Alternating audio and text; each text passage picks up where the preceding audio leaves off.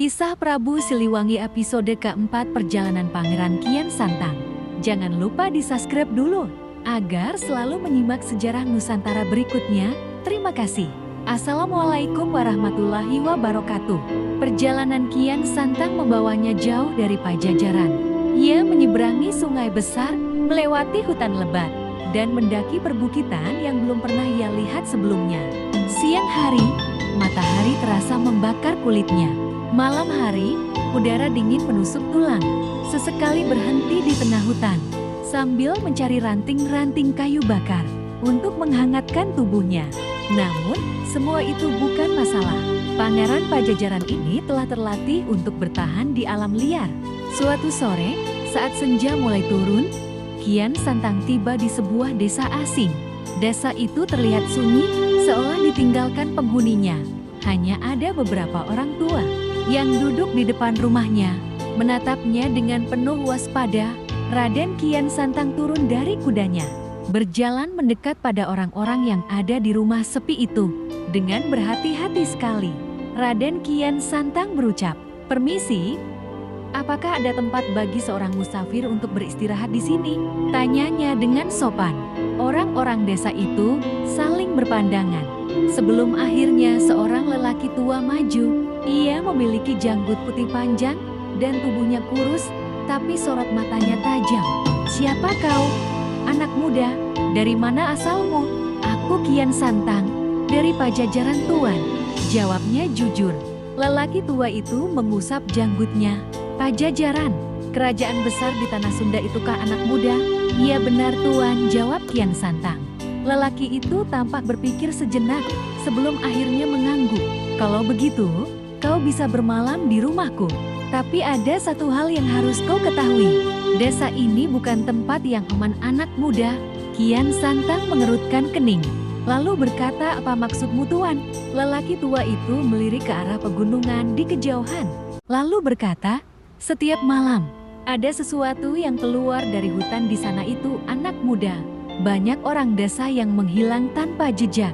Kami tidak tahu apa yang terjadi. Hanya suara aneh yang terdengar saat malam tiba." Kian Santang menatap pegunungan itu dengan mata tajam. Ia merasakan sesuatu yang tidak biasa diungkapkan. Seakan ada aura yang luar biasa dahsyatnya. Malam itu, saat semua orang di desa telah masuk ke rumah masing-masing dan menutup pintu rapat-rapat, Kian Santang tetap terjaga. Tidak bisa tidur, seakan ada yang mengganggu jalan pikirannya. Angin malam berembus pelan, membawa suara-suara aneh dari kejauhan. Lalu, terdengar suara berisik di tepi hutan. Sesuatu yang sedang mengintainya dari dalam kegelapan sana. Kian Santang duduk bersila di dalam rumah lelaki tua yang memberinya tempat bermalam. Lampu minyak yang redup membuat bayangannya menari di dinding bambu. Orang-orang desa sudah lama mengunci pintu dan jendela. Mereka tahu sesuatu sedang mengintai di luar sana. Tiba-tiba, suara langkah berat terdengar di jalan tanah. Suara itu bukan langkah manusia. Terlalu berat, terlalu menyeramkan. "Duk, duk, duk." Kian Santang membuka matanya. Ia menoleh ke lelaki tua di depannya yang tampak ketakutan. "Itu dia," bisik lelaki tua itu dengan suara bergetar kepada Kian Santang. "Makhluk itu datang lagi anak muda." Kian Santang segera bangkit. Ia melangkah mendekati jendela, mengintip keluar. Cahaya bulan samar-samar menerangi jalan desa. Tapi yang ia lihat hanyalah bayangan besar bergerak di antara rumah-rumah. Lalu, terdengar jeritan, "Aar, tolong, tolong!" Kian Santang langsung berlari keluar.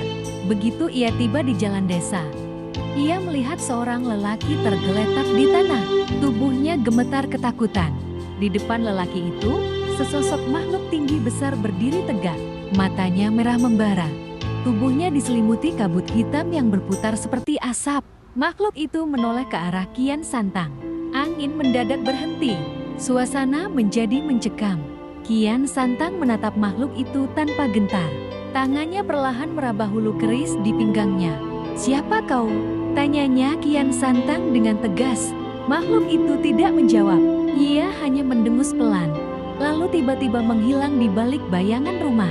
Kian Santang bergegas mengejar, tapi saat ia tiba di sudut jalan, makhluk itu sudah lenyap. Hanya kabut tipis yang tersisa, berputar pelan sebelum menghilang di telan kegelapan. Lelaki yang tergeletak di tanah itu masih gemetar. Aku melihatnya. Dia mendekatiku, lalu aku tidak bisa bergerak. Orang-orang desa mulai keluar dari rumah mereka masing-masing, menatap kejadian itu dengan ketakutan. Lelaki tua yang menampung Kian Santang mendekat. Anak muda, ini bukan pertama kalinya makhluk itu muncul. Kami tidak tahu apa yang diinginkannya. Tapi setiap kali dia datang, seseorang pasti menghilang. Kian Santang mengepalkan tangannya. Ia tahu, ini bukan ancaman biasa. Aku akan mencari tahu apa yang terjadi di desa ini, ucap Kian Santang dengan tegas. Angin malam kembali berembus, membawa bisikan samar dari arah hutan. Malam itu, Kian Santang bersumpah untuk mengungkap misteri yang menghantui desa ini. Meski ia harus menghadapi bahaya yang belum pernah ia temui sebelumnya.